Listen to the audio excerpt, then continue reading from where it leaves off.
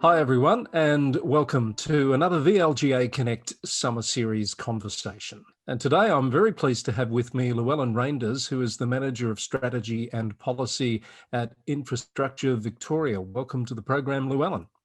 Thank you so much for having me. Very nice to meet you, and you're here to talk to us about the draft 30-year infrastructure strategy that came out late last year, is currently out for consultation, and we'd love to talk a bit about the strategy, what's in it, and what you're expecting of this consultation period if you have a few minutes to spend with us. I'd love to. So firstly, the strategy, as I understand it, it's almost like a living strategy. It's updated every 3 to 5 years, which means you can take account of things that have developed out there in the real world.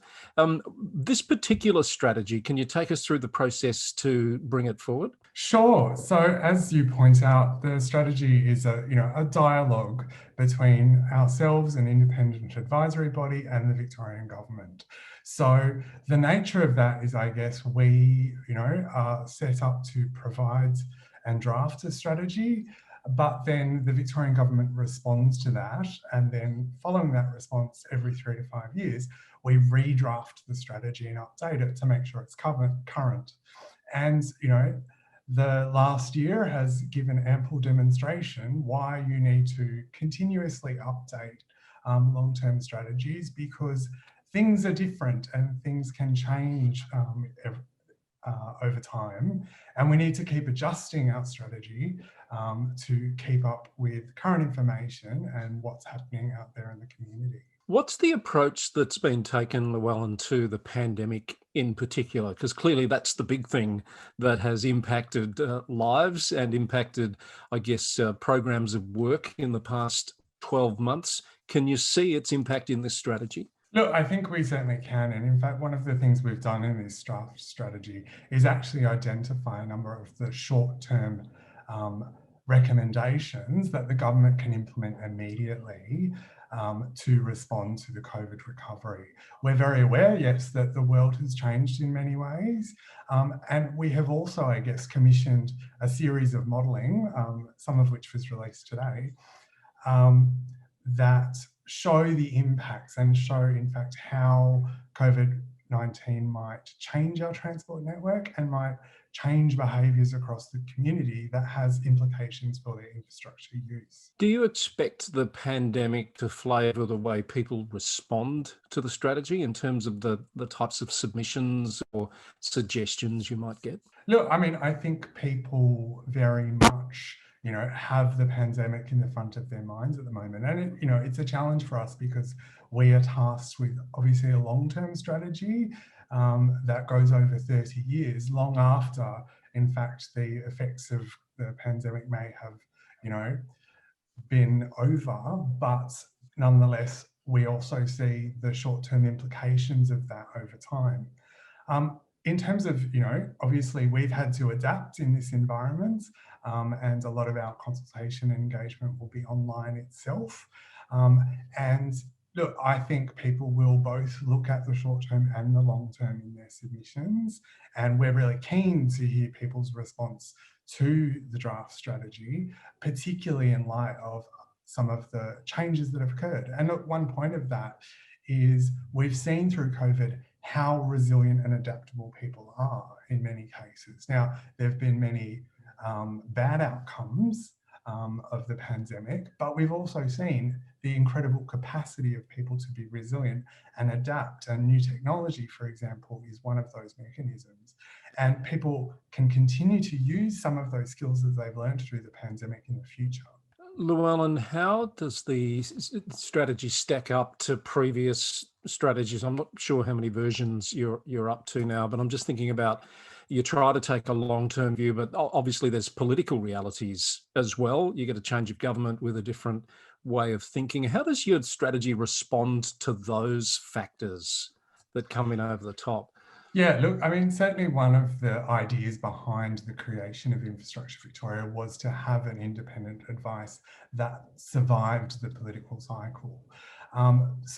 But when we released our first strategy in 2016, We made 137 recommendations, and the government of the day accepted 134 of them.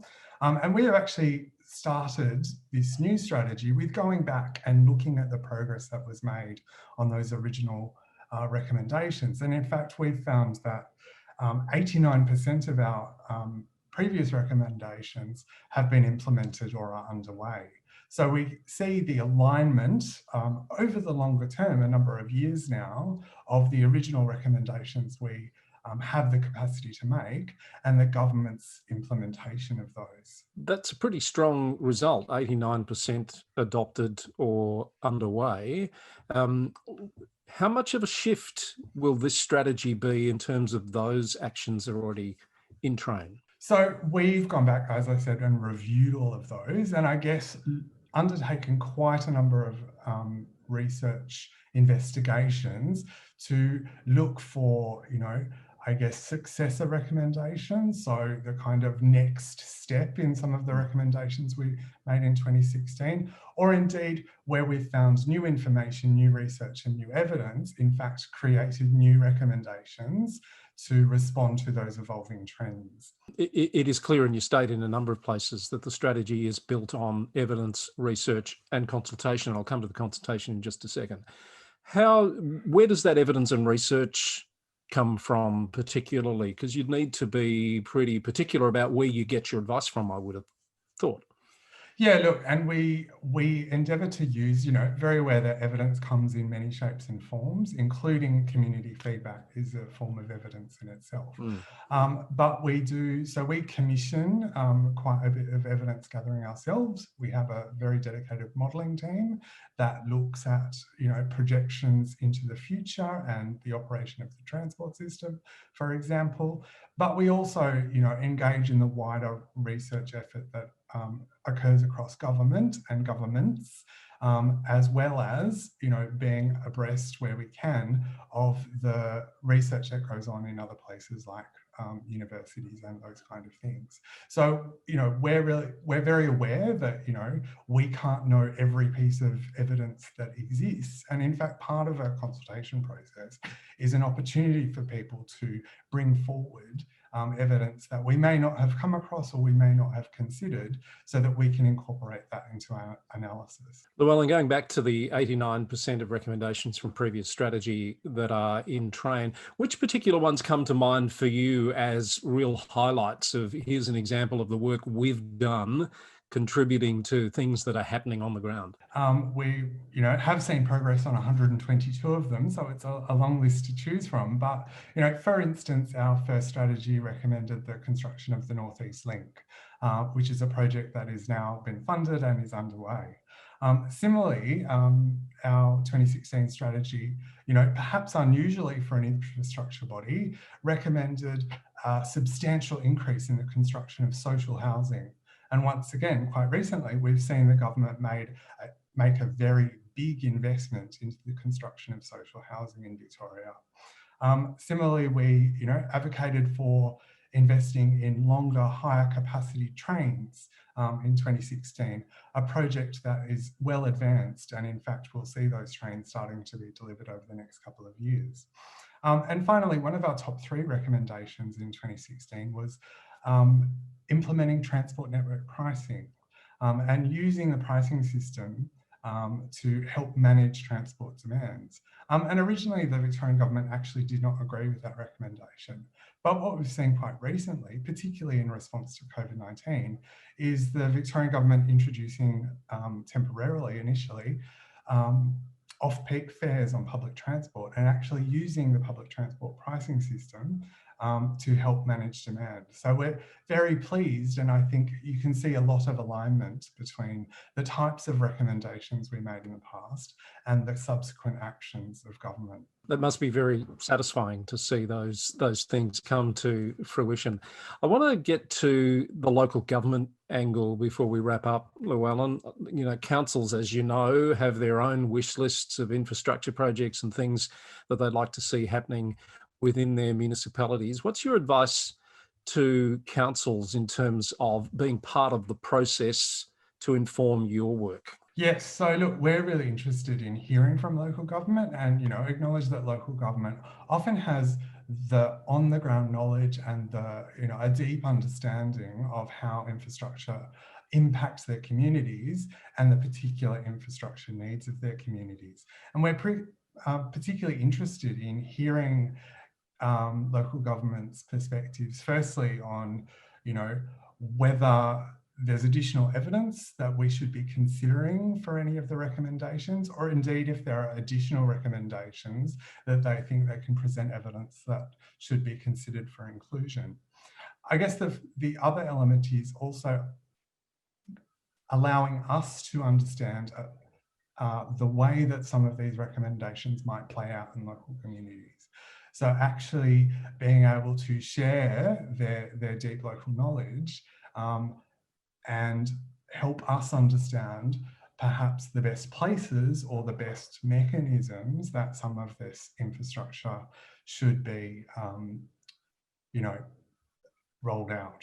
I'm assuming that a lot of the work of local government is already taken into account as you develop your evidence and your research base. Would that be right? That's correct. And in fact, local government's been a really important contributor to a lot of the development of the strategy. So for instance, a couple of years ago now, we did a quite comprehensive process of pulling together regional and metropolitan profiles, and actually works quite closely with local government to make sure we had, a more detailed and specific understanding of the infrastructure needs of every part of both Melbourne and Victoria.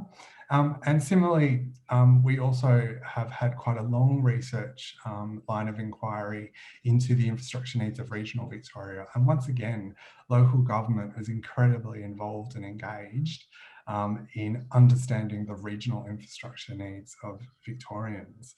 And finally, we also have a section of the strategy that looks at growth areas of Melbourne.